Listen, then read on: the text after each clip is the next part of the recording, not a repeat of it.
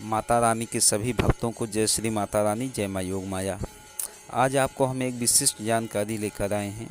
अगर आपको कुछ विशेष इच्छित फल की प्राप्ति करनी हो तो भगवान शिव का किस प्रकार पूजन करें जिससे उस फल की प्राप्ति हो जाए और जो है आपके जीवन में जो भी दुर्भाग्य है वह नष्ट हो जाए।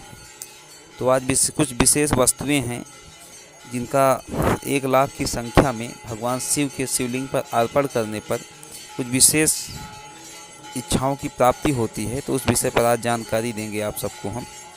तो अगर 1 लाख की संख्या में दूर्वा भगवान शिव पर अर्पित किया जाए तो क्या फल मिलेगा, 1 लाख की संख्या में धतूरे के फूल को चढ़ाने पर क्या फल मिलता है, और अगस्त के फूल यदि 1 लाख की संख्या में चढ़ाए जाएं तो उससे मिलने वाला फल क्या है, तुलसी दल को अगर भगवान शिव के शिवलिंग पर 1 लाख की संख्या में चढ़ाया जाए उससे किस फल की प्राप्ति होगी, और लाल और सफ़ेद आपके जो है फूल अगर भगवान शिव के शिवलिंग पर चढ़ाए जाएँ तो उससे किस फल की प्राप्ति होगी, और एक जो है 1 लाख की संख्या में यदि कमल दल भगवान शिव के शिवलिंग पर अर्पित किया जाए तो कौन सा फल प्राप्त होगा, और बिलपत्र का 1 लाख की संख्या में चढ़ाने पर किस फल की प्राप्ति होगी। तो इस विषय पर आज जानकारी देंगे आप सबको।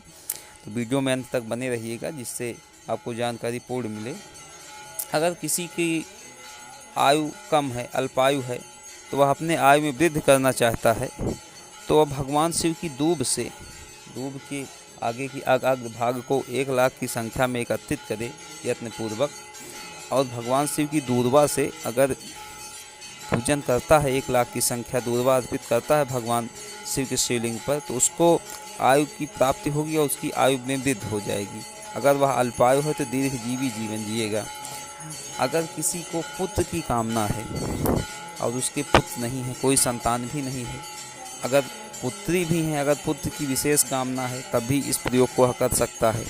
धतूरे के पुष्प को 1 लाख की संख्या में एकत्रित करे और भगवान शिव के शिवलिंग पर विशेष तरह से चढ़ाए और उनसे प्रार्थना करे तो 1 लाख पुष्पों के प्रभाव से उसको पुत्र की प्राप्ति निश्चित ही हो जाती है। अगर किसी को मान, प्रतिष्ठा, यश और सम्मान चाहिए समाज में जिससे उसका चारों तरफ यश फैले, तो भगवान शिव का अगस्त के फूलों से 1 लाख की संख्या में अर्पण करके वह अपने यश को प्राप्त कर सकता है, राजनीतिक पद प्राप्त कर सकता है, सम्मान में वृद्धि कर सकता है। तो भगवान शिव का अगर अगस्त के फूलों से पूजन किया जाए तो ये सब वस्तुएं प्राप्त हो जाती हैं, ये सब चीज़ें उसके जीवन में घटित होती हैं। तुलसी दल से अगर भगवान शिव का पूजन किया जाए 1 लाख की संख्या में तो उससे भोग और मोक्ष दोनों सुलभ हो जाते हैं। भोग की भी प्राप्ति होती है और मोक्ष की भी प्राप्ति होती है।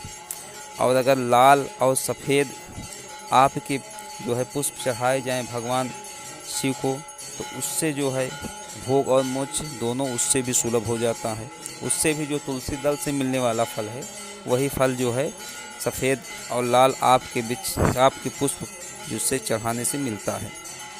और यदि 1.25 लाख की संख्या में या 1 लाख की संख्या में बिल्वपत्र भगवान शिव के अर्पित किया जाए तो उससे भी भोग और मोक्ष दोनों सुलभ हो जाते हैं।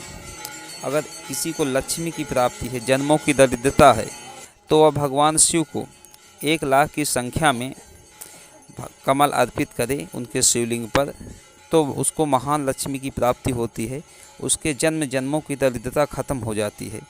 तो इस प्रकार इन सब प्रयोगों को कीजिए और अपने जीवन में जो भी इच्छित फल हैं उनको प्राप्त कीजिए। अगर हमारे द्वारा दी गई जानकारी आपको अच्छी लगी हो तो चैनल को सब्सक्राइब कर लीजिएगा, लाइक करिएगा और शेयर करिएगा जिससे यह जानकारी औरों तक पहुँचे। अगर आप कोई भौतिक और आध्यात्मिक प्रश्नों के उत्तर चाहते हैं तो कॉल मी फॉर ऐप के माध्यम से आप हमें कॉल कर सकते हैं। हमारी आईडी है योग माया दरबार। और भी कोई साधारण विषयों पर आपको वार्ता करनी है, कुछ आध्यात्मिक प्रश्न हैं आपके जिनकी उत्तर आपके पास नहीं है, तो आप जो स्क्रीन पे नंबर दिखाई दे रहा है इस पे हमसे बात कर सकते हैं। तब तक के लिए जय श्री माता रानी, जय माँ योग माया।